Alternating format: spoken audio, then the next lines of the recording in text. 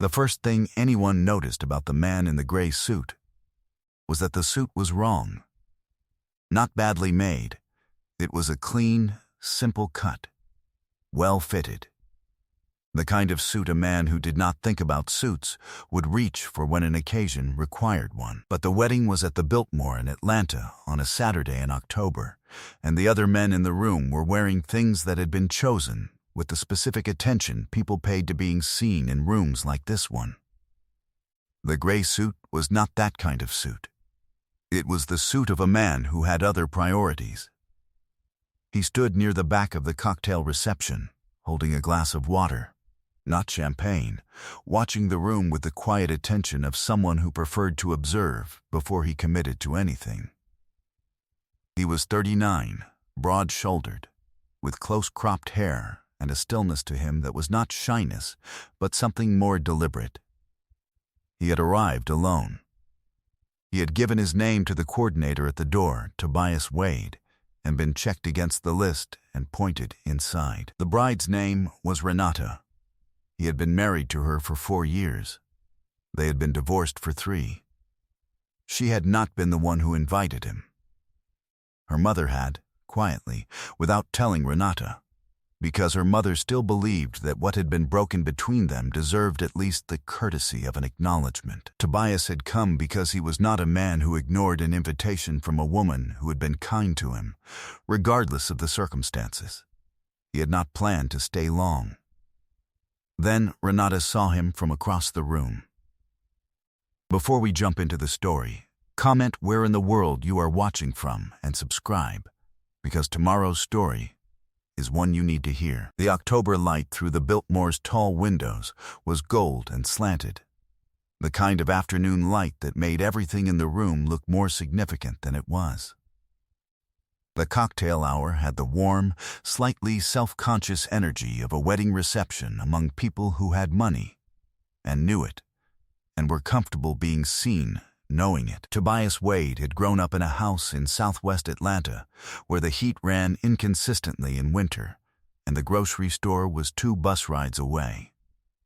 He had been the kind of child who paid attention to what things cost and what they were worth, which were rarely the same number, and had developed early the instinct for the gap between the two. He had been a running back at Georgia Tech, then 5 years in the NFL with the Falcons, then a knee injury at 28 that had ended that version of his life with the abruptness of a door closing in the middle of a sentence. He had spent 18 months after the injury doing the thing that most people expected him to do, grieving the career, the identity, the life he had built around a specific physical capability that was now gone. He had done it quietly, without public display, without the particular performance of crisis that people seemed to expect from athletes who lost the thing that defined them. He had grieved. Then he had looked at what he had, which was a working mind, 12 years of watching how organizations succeeded and failed, and the specific patience of a man who had spent his whole career doing hard things in short windows of time. He had founded Cornerstone Capital Group at 31. It was a private equity firm focused on distressed community retail, grocery stores, pharmacies, laundromats in neighborhoods like the one he had grown up in. The kind of businesses that were the difference between a neighborhood that functioned and one that didn't.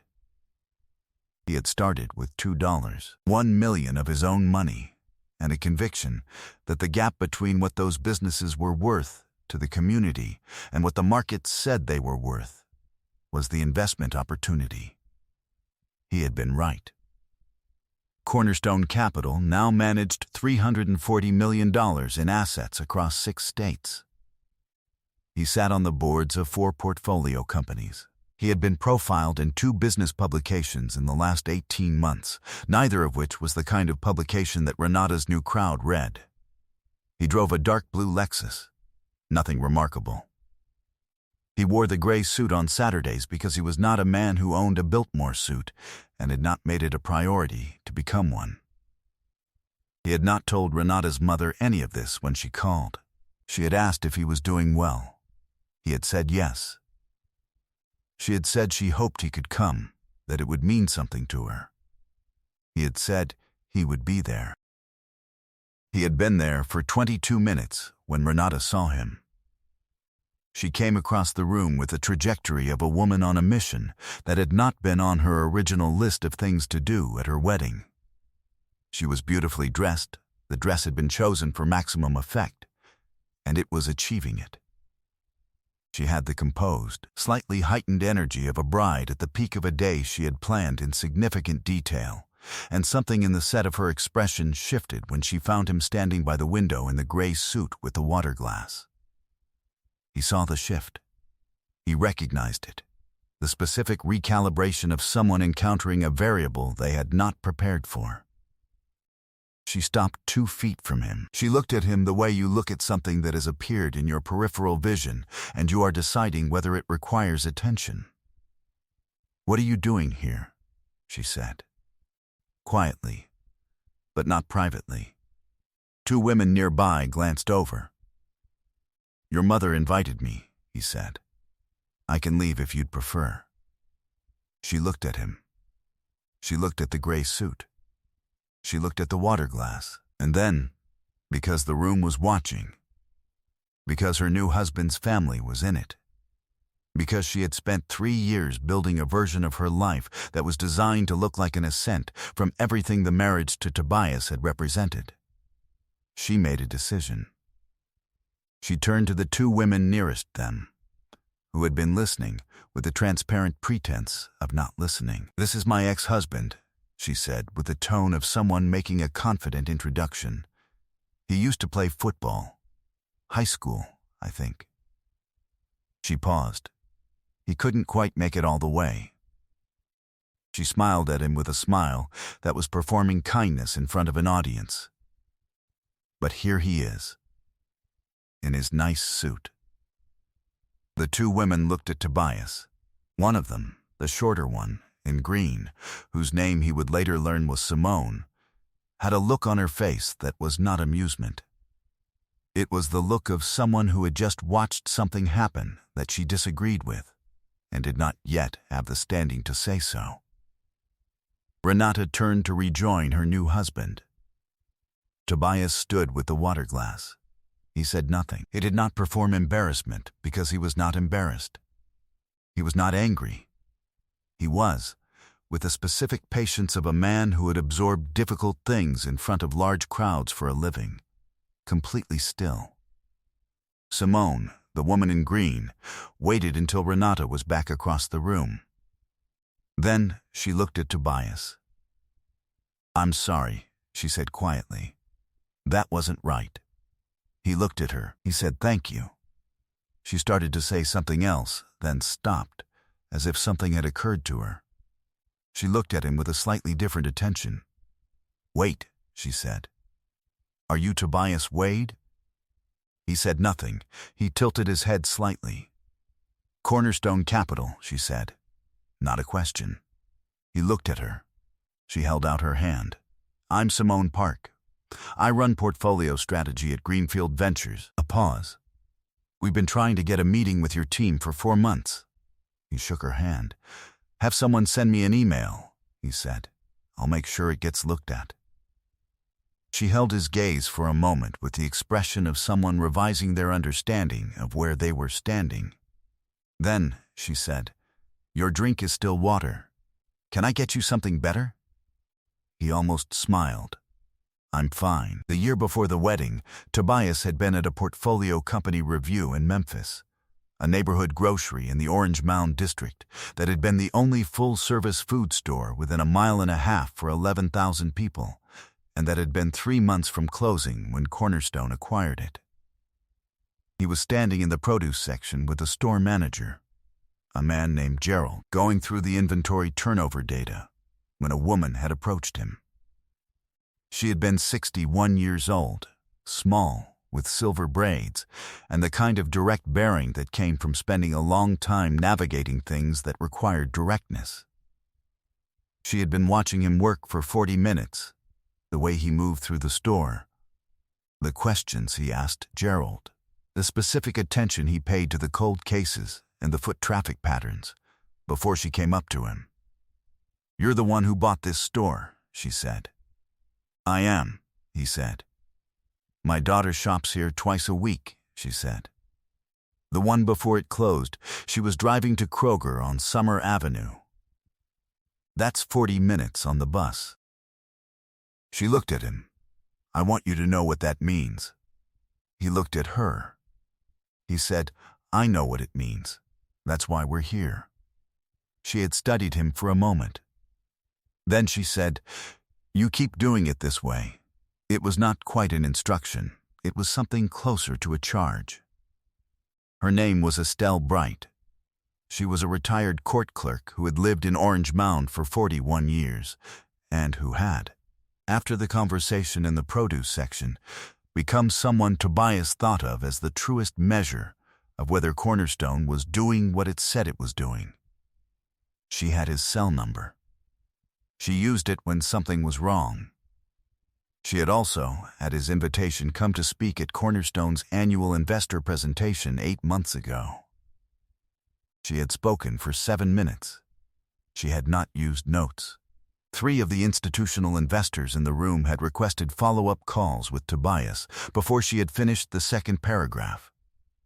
He thought about Estelle sometimes when he was in rooms like the Biltmore. Rooms where the money was visible and the purpose was less so. He thought about the 40 minutes on the bus. He had not told Renata about Estelle, or about the Memphis store, or about most of what Cornerstone did. He had tried, in the last year of their marriage. She had listened with the particular quality of attention that was not actually attention. She had been building towards something else. He had understood that too late. 3 years of building something real was, in the end, a more accurate answer to the question of what those years had been worth than anything she had said at the cocktail hour. He did not move fast. He had learned from 12 years on a football field that the most dangerous thing a fast man could do was move before the play had fully developed. He stayed at the Biltmore for 47 more minutes. Simone found him twice more in that time, once to introduce him to her managing director, a man named Preston Hall, who had the firm handshake and direct eye contact of someone who recognized a counterpart and wanted to establish the register immediately. The second time, she simply came to stand near him during the first dance and said, quietly, without looking at him, "Does she know about the firm?" He said, "About any of it." He watched Renata and her new husband move across the floor. He thought about the gray suit. He thought about the water glass. He thought about the way she had turned to the 2 nearby women, as if he were a prop in a story she was telling about herself. "No," he said. Simone was quiet for a moment. "When she finds out, she'll find out," he said. "I don't need to be in the room for it." She looked at him. She said nothing. The managing director, Preston Hall, appeared at his shoulder. "Mr. Wade, I understand you prefer email over cold calls. Consider this a warm introduction." He handed Tobias a card. "I'd like to talk about the Southeast portfolio sometime in the next quarter." Tobias took the card. He looked at it. Greenfield Ventures. $2 billion under management. "Have your team reach out Monday," he said. "We'll find a time." Preston nodded. He looked at Tobias for a moment with the unguarded appraisal that serious people gave each other when they were both sure of what they were looking at. Then he said, "That suit, by the way." Tobias looked at him. "My grandfather had that same approach," Preston said. "Never dressed for the room he was in. Dressed for the work he was going to." He paused. "I always respected it." He moved off to rejoin his party. Tobias stood with the card. He put it in the breast pocket of the gray suit. He found Renata's mother, Eleanor, at a table near the window as the reception shifted into dinner. She was 67, dressed in blue, with the specific warmth of a woman who had spent her whole life inside a family and understood everything it contained. She stood when she saw him coming, She took both his hands. "You came," she said. "You asked," he said. She looked at him for a long moment. Her eyes had the particular quality of someone who knew the whole story and loved both people in it and was not going to say everything she could say. "She didn't know you were invited," Eleanor said. "I figured. I'm sorry about what happened." He looked at her. "Don't be. I'm fine." She searched his face. "Are you?" He thought about the Memphis store, about the 11,000 people and the 40 minutes on the bus, about Simone Park and Preston Hall and the card in the breast pocket of the gray suit, about the $340 million and the 6 states and the 4 board seats and the fact that none of it had changed who he was or what he wore on Saturdays. "Yeah," he said. "I really am." Eleanor squeezed his hands once. She let them go. He said his goodbye. He walked through the Biltmore's lobby with its high ceilings and marble floors and the sound of the reception behind him, and he pushed through the door into the October evening. The valet brought his dark blue Lexus. He drove home. Renata found out on Monday, not all at once. The way you find out things that have been true for a long time, in pieces, from different directions, in the accumulating weight of a story that other people had already known. Simone Park was the first. She had gone back to the table where Renata's new husband, a man named Douglas, was sitting with his brother and 2 college friends, and had said, with the careful precision of someone who had decided the information was relevant, "Did you know? That was Tobias Wade? From the Falcons? He runs Cornerstone Capital now. $340 million in assets. They're doing some of the most interesting community retail work in the Southeast." Douglas had not known. Douglas's brother, who followed business news with the specific attention of someone who had tried to get into private equity and hadn't, had said, "Wait, Cornerstone? Tobias Wade is Cornerstone? They've been on the Inc. 5000 list 2 years running." Renata had not been at the table for this conversation. She had been at the other end of the room taking photographs. She had found out the rest of it over the following 48 hours, from Douglas, from his brother, from a Google search at 11 o'clock on Sunday night that she had told herself she wasn't going to do, and had done anyway. She had sat with the phone for a long time. She had looked at the photograph on the Cornerstone Capital website, Tobias in a different suit, a better one, standing in front of a renovated storefront with a ribbon cutting in progress. 11 community members behind him, including a small woman with silver braids, who was looking at the camera with the expression of someone who had been waiting for this day for a long time. She had read the profile in the Atlanta Business Chronicle from 14 months ago. The $340 million, the 6 states, the 47 stores in neighborhoods that had been considered uninvestable. The quote at the end, "My grandmother took 2 buses to get to a grocery store when I was 7. I think about that every day." She had put the phone down. She had picked it up again and looked at the photograph. She thought about the gray suit, about the water glass, about the way she had turned to the women nearby and made him into the punchline of a sentence about her own assent. She thought about the words she had used. Couldn't quite make it all the way. She thought about the man who had stood in that room and absorbed it and said nothing and walked out without looking back, and what that had cost him, which was nothing, and what it had cost her, which was still arriving. She put the phone face down on the nightstand. She did not sleep well. 3 months later, Simone Park joined Cornerstone Capital as head of institutional partnerships, a role Tobias had been trying to fill for 9 months and had not been able to staff correctly because the kind of person who fit it was rare. She had reached out Monday morning, as promised. They had met twice. He had made the offer on the third meeting. On her first day, she had come into his office to go over the onboarding schedule, and had stopped at the framed photograph on the wall. A wide shot of the Orange Mound store's grand reopening, the ribbon cut, the street full of people. "Is that the Memphis store?" she said. "That's the one," he said. She looked at it for a moment. "That's why you do this?" It was not a question. "That's one of the reasons," he said. She nodded once. She sat down and opened the schedule. On a Tuesday morning in January, Tobias was at his desk by 7 a.m.